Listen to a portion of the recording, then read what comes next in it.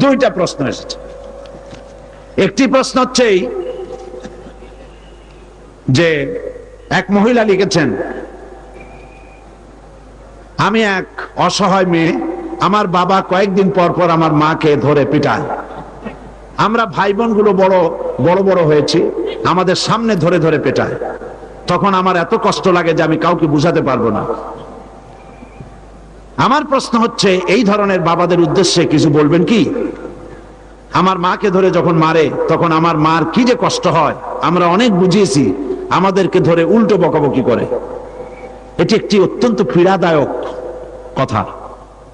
আমি আজকের এই মাহফিলে যত পুরুষ এসেছেন, সমস্ত পুরুষদের কাছে আমি বিনীতভাবে এই কথা বলতে চাই, আপনার স্ত্রী আপনার দাসী নয়। বিশ্বাস করুন, আপনার স্ত্রী আপনার গোলাম নয়। রাসূলুল্লাহ বলেছেন, সেই ব্যক্তি উত্তম যে তার স্ত্রীর কাছে উত্তম। আমি আমার স্ত্রীদের কাছে উত্তম ব্যক্তি, বলেছেন মুহাম্মদ রাসূলুল্লাহ সাল্লাল্লাহু আলাইহি ওয়াসাল্লাম। আপনি যে আপনার স্ত্রীর এত পিটাইতেছেন, আপনি মরার পরে আপনার স্ত্রী আপনার সম্পর্কে কি সাক্ষী দেবে? সাক্ষী দেওয়ার কোন পথ রাখছেন? আমি ভাইদেরকে আরজ করব, আমি আপনাদেরকে বিনীতভাবে বলতে চাই, আপনি যাকে বিয়ে করেছেন, আপনার বিবাহিত স্ত্রী আপনার দাসী নয়, আপনার খরিদা গোলাম নয়, আপনার বন্দী নয়। আপনার স্ত্রী, স্বামী আর স্ত্রী দুজন সমান। আপনি বিবাহ করে বাহাদুর হন নাই, বড় লাট হন নাই। খবরদার স্ত্রীর গায়ে হাত তুলবেন না, প্রহার করবেন না। আল্লাহ পাক সকলকে শান্ত হওয়ার তৌফিক দান করুন।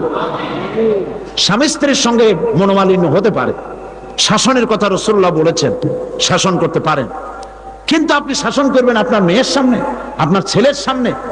আপনাকে যদি পেটানো হয় মানুষের সামনে, কেমন লাগবে বলুন তো দেখি? বলেন বলেন, কেমন লাগবে?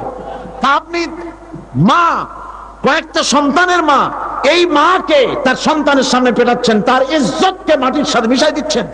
এই মা তো তার সন্তানকে আর শাসন করতে পারবে না। কত ব্যথা পেয়ে মেয়েটা চিঠি লিখেছে।